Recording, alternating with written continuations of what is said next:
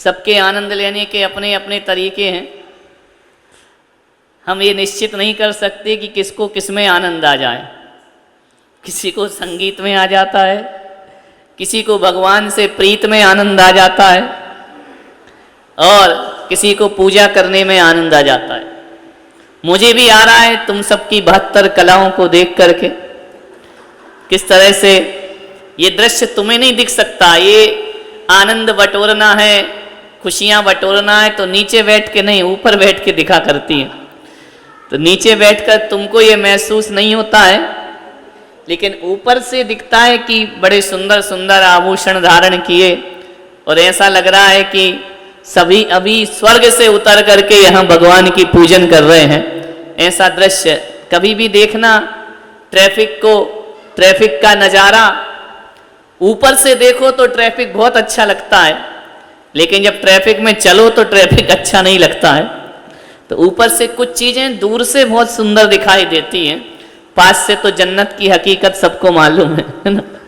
तो भगवान की भक्ति भी, भक्ते सुंदर रूपम, आचार्य कुंद कुंद भगवान से कहा कि दुनिया में सबसे ज्यादा सुंदर कौन होता है? बोले जो जिनेंद्र भगवान का भक्त होता है वो दुनिया में सबसे ज्यादा सुंदर हुआ करता है। सकल से सुंदर नहीं, अकल से सुंदर होना चाहिए। इस मानव तन को पाकर के, मनुष्य भव को पाकर के जिनेंद्र भक्ति नहीं की तो ये हमारा जीवन व्यर्थ ही चला जाता है।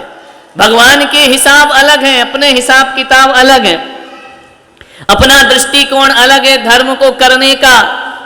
एक बच्चा जब परीक्षा में लिखता है तो वह अपने दृष्टिकोण से लिखता है, और शिक्षक का दृष्टिकोण अलग होता है उसे नंबर देने का। हम अपनी दृष्टिकोण से भक्ति पूजा करते हैं, लेकिन भगवान का हिसाब किताब कुछ अलग ही हुआ करता है। हम सोचते हैं हमने इतना कर लिया तो बहुत हो गया, भगवान कहते अभी कुछ भी नहीं हुआ है, अभी तो शुरुआत नहीं हुई है। जीवन की बहुत बड़ी साधना लगती है। महावीर को शेर की पर्याय से साधना करना पड़ी, पारसनाथ को गज की पर्याय से साधना करना पड़ी। ध्यान रखना, पशु पर्याय से भी धर्म की साधनाएं प्रारंभ हो जाया करती हैं।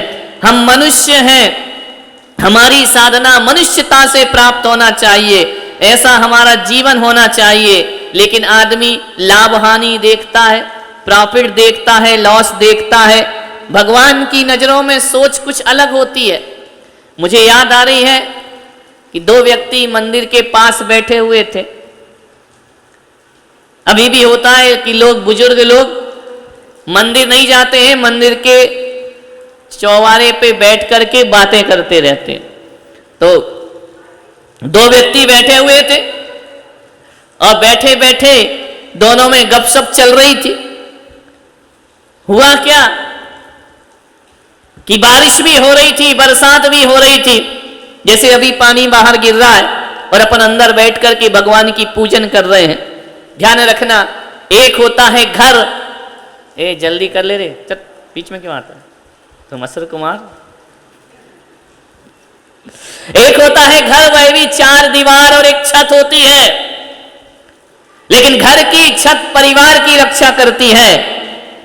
लेकिन एक होता है मंडप, उसमें भी 4 दीवार और एक छत होती है।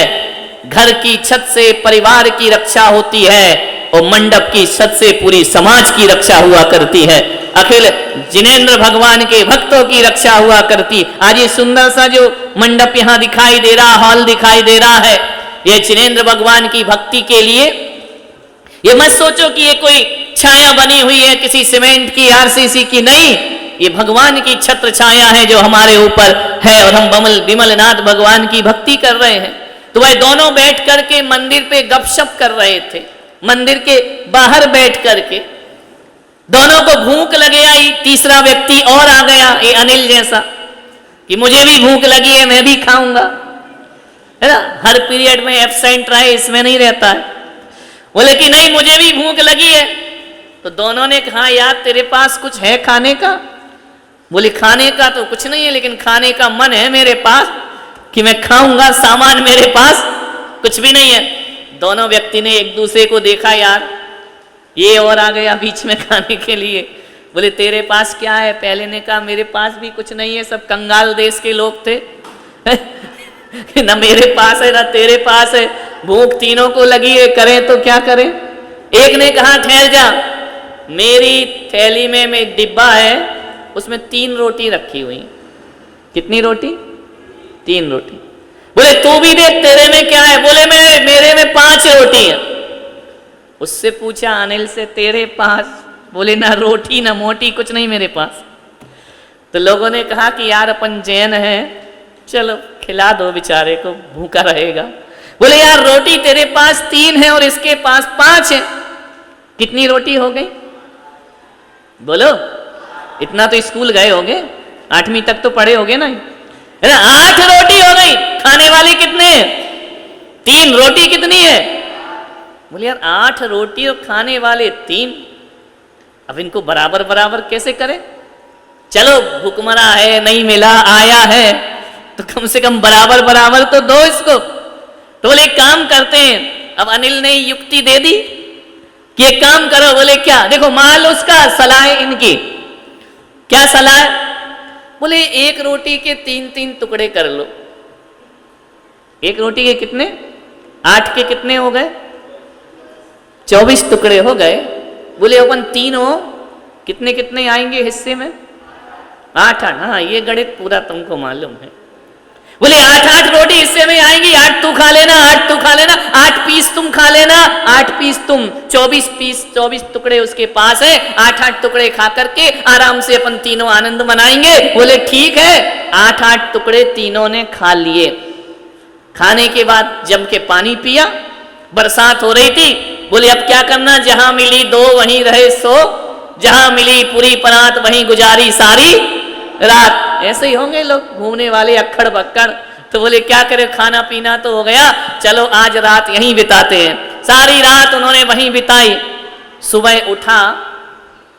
कौन उठा सुबह सबसे पहले? जिसके पास कुछ नहीं था वो उठा। उसने कहा यार मेरे पास खाने का आइटम नहीं था, लेकिन इन लोगों ने मुझे खाना खिलाया है, तो फ्री फोकट का नहीं खाना चाहिए, इनको कुछ ना कुछ दे देना चाहिए।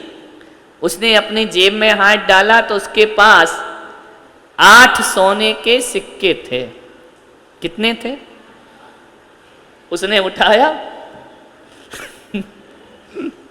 वो कह रहा 1 ही दे दो तो मेरा कल्याण हो जाएगा, 8 तो बहुत बड़ी बात है। रोटी नहीं चाहिए, हम तो सिक्के ही खा लेंगे ना। 8 सोने के सिक्के उसने पकड़ा दिए। दूसरे वाले व्यक्ति को जिसके पास 5 रोटी थी, बोले बड़ा एहसान है, बड़ा उपकार है तुम्हारा, तुमने मेरी भूख मिटाई, मैं तुमको उपहार में सोने के सिक्के प्रदान करता हूं।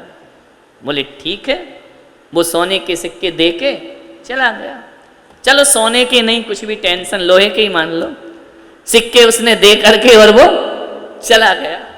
अब वो चला गया, यहां दोनों में झगड़ा हो गया।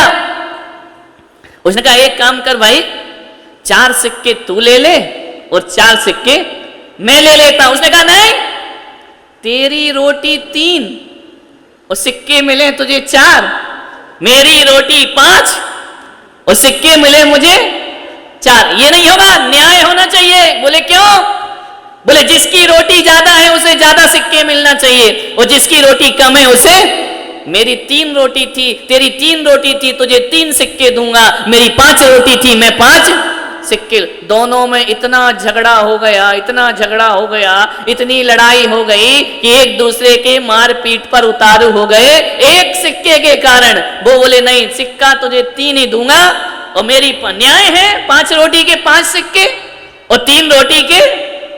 क्या होना चाहिए बोलो सुरेश जी, क्या होना चाहिए? जिसकी ज्यादा रोटी है उसको ज्यादा पैसा मिलना चाहिए, जिसकी कम रोटी है उसको कम मिलना चाहिए। यही होना चाहिए ना। बोलिए न्याय क्या बोलता है? कि ज्यादा वाले को ज्यादा और कम वाले को, लेकिन वो मानने को तैयार नहीं। बोले नहीं, मैं तो 5 रोटी मेरी, तो मैं 5 सिक्के ही लूंगा। वो बोला कि नहीं, सिक्के बराबर होंगे, 4 तेरे और 4 मेरे। अब वो खा गया खाऊ और लड़ाई करा गया उस घर में। कुछ लोगों की आदत ऐसी होती, खा पी के घर में लड़ाई करा के भग जाते, खाया पिया, सिक्के पकड़ाए, झगड़ा कराया और निकल लिए। यहाँ महाभारत हो गई। अरे नहीं मिलता तो कम से कम वो दोनों अपनी अपनी रोटी खा के खुश रहते। दान भी किया, बराबर के हिस्से भी किए, अब उसका फल मिल रहा है तो कह रहे हैं कि हम बराबर फल नहीं लेंगे। बहुत बहस हो गई, इतने झगड़े पे आ गए दोनों कि पूछो मत, पूरा मोहल्ला इकट्ठा हो गया कि यार तुम लड़ क्यों रहे हो। बोले मैं 3 क्यों लूं, मैं तो बराबर के सिक्के लूंगा, 4 सिक्के इसके और 4 सिक्के इसके। क्या करें, हम मानने को तैयार नहीं। तो मंदिर में एक पुजारी रहता था, उन्होंने कहा चलो पुजारी से फैसला कराते। अब पुजारी ऐसा नहीं था जैसे ये लोग हैं, थोड़ा पढ़ा लिखा था, अच्छा था, ज्ञानवान था, विद्वान था, पंडित था, ज्ञानी था। दोनों गए, पंडित जी बताइए, 3 रोटी इसकी थी और 5 रोटी मेरी थी, उसने हमको बदले में 8 सिक्के दिए हैं, आप बताओ किसको कितना सिक्का मिलना चाहिए। पंडित जी ने भी सोचा यार कि जिसकी रोटी ज्यादा है उसको ज्यादा दे दो और जिसकी कम है उसको कम दे दो। लेकिन पंडित ने कहा कि ठहर जाओ, ये 8 सिक्के मुझे दे दो, ना तुम रखो ना तुम रखो, झगड़ा खत्म करो, ये 8 सिक्के किसको दे दो, हमको दे दो, हम तुमको कल फैसला करके वापिस करेंगे, हमको 1 रात का समय दो। उन्होंने कहा ठीक है पंडित जी, ये सिक्के तुम रखो, तुम भी आराम से सो, हम भी आराम से सोएंगे, कल सुबह आप हमको इसका फैसला देना। रात को पंडित के सपने में, वो दिन में सपने देखने लगी, लटक गई, देखो उठो, रात को सपने में दिन में सपने सुनो, ज्ञान की बात है तो पसंद नहीं। दिन रात को पंडित जी के सपने में भगवान आ गए। उसने कहा भगवान न्याय करो, मेरे पास एक केस आया है इंदौर से, न्याय करो, इसका बड़ा बवाल मचा हुआ है। भगवान ने कहा क्या समस्या है। बोले इनने ऐसी ऐसी घटना पूरी बतलाई, उसकी 3 रोटी थी, उसकी 5 रोटी थी, सिक्के 8 है, बताओ बराबर बराबर कैसे दे दें। तो भगवान ने पूछा पंडित तू बता, तू क्या चाहता है। बोले ये तो न्याय है, कोई भी बोल देगा, जिसकी रोटी ज्यादा 5 रोटी वाले को 5 दे दो, 3 वाले को 3 दे दो। भगवान ने कहा मेरी बात मानेगा। बोले भगवान क्यों नहीं मानूंगा, तुम्हारी बात तो सारी दुनिया मानती है, मैं भी मानूंगा। बोले एक काम कर, सही फैसला चाहिए या गलत फैसला चाहिए। बोले फैसला तो भगवान तुम्हारे दरबार का गलत नहीं होना चाहिए, तुम्हारे दरबार का फैसला गलत होगा तो फिर सही फैसला कहां जाकर के होगा। बोलिए भगवान जो आप कहेंगे वह सच होगा। भगवान ने कहा सोच ले। बोले ठीक है। बोले एक काम कर, जिसकी 3 रोटी थी उसको 1 सिक्का दे दे, जिसकी 3 थी उसको, और जिसकी 5 थी उसको कितने दे दे। गणित लगाओ नहीं तो फिर सो जाओ। 8 में से 1 उसको दे दे, अब कितने बचे। बोले 5 रोटी वाले को 7 सिक्के दे दे। अरे भगवान मरवाओगे, दिन भर से तो वो लड़ रहे हैं, और ये फैसला कि 3 रोटी वाले को 1 सिक्का और 5 रोटी वाले को, ये तो कहीं से कहीं तक सेट ही नहीं हो रहा है।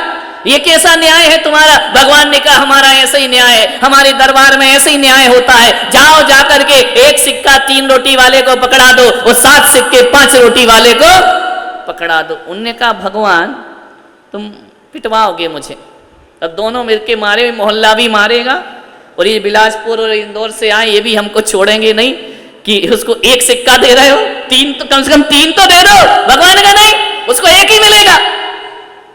बोले भगवान ये कैसा न्याय है।